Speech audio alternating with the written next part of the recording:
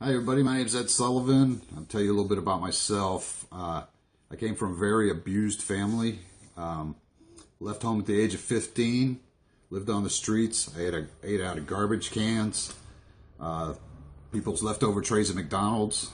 Make a long story short, managed to get my life together and ended up with a career in aerospace. I worked for Lockheed Martin Aerospace for 17 years.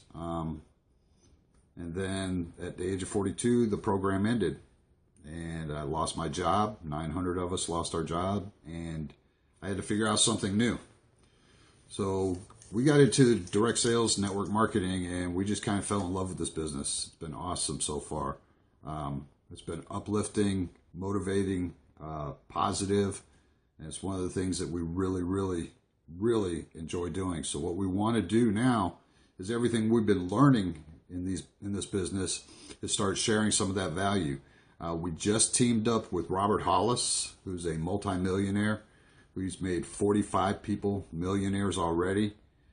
He's been in this industry for a long time, so you need to check him out. But he's helping us, teaching us what we need to know so that we can become successful, more successful than we could ever dream of. So that's our goal, and that's what we're going to do. So tonight's topic is even your grandma has Facebook. And if you know, everybody has a Facebook.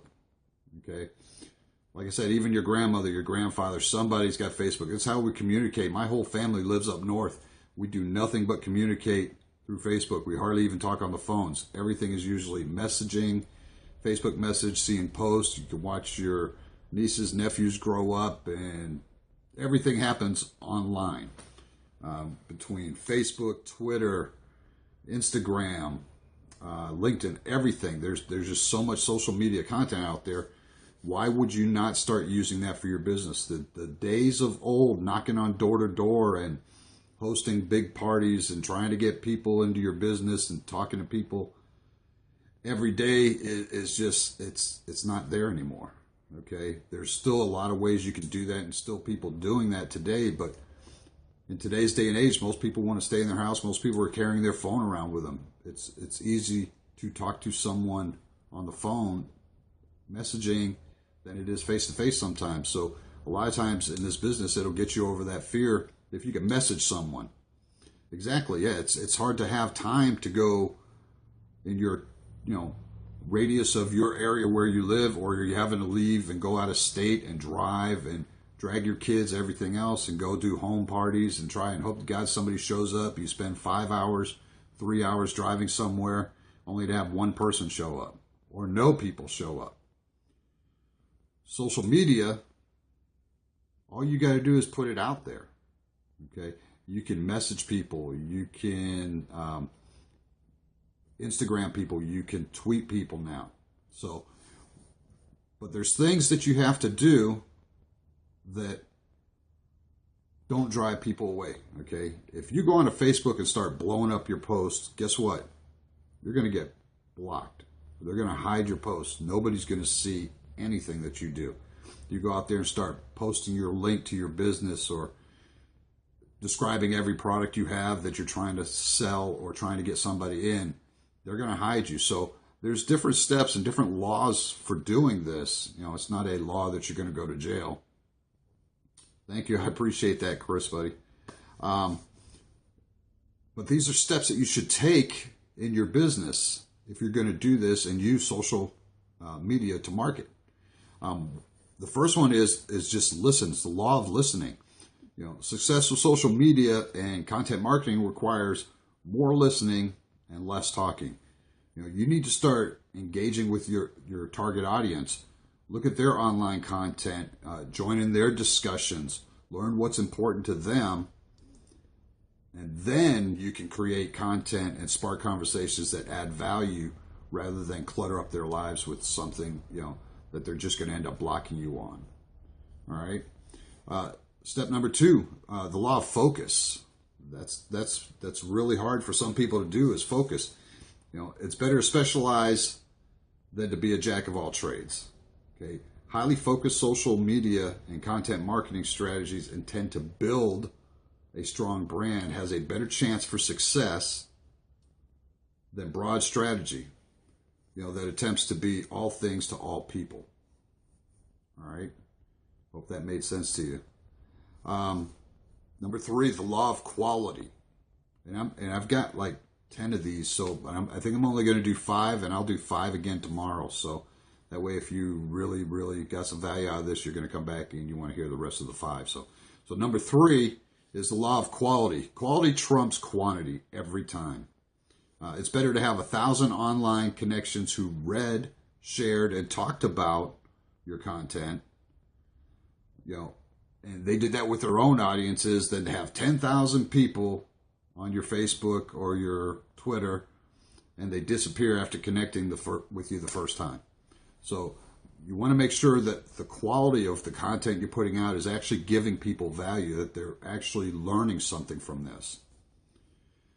One of the other ones that I think a lot of people don't have, including me and my wife sometimes when we first started doing this, is the law of patience. Okay, social media and content marketing success doesn't happen overnight. You can't start your Facebook page and expect to get 50,000 followers and everybody's loving what you're doing. While it's possible to catch lightning in a bottle sometimes, it's far more likely that you'll need to commit to the long haul of this to get great results. Yeah, exactly.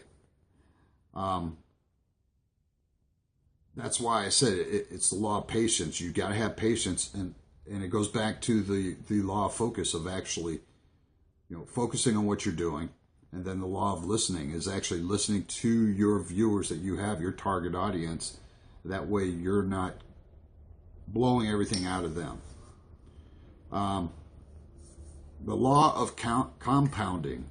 If you publicize amazing quality content and work to build your online audience, quality followers, they'll share it. Okay?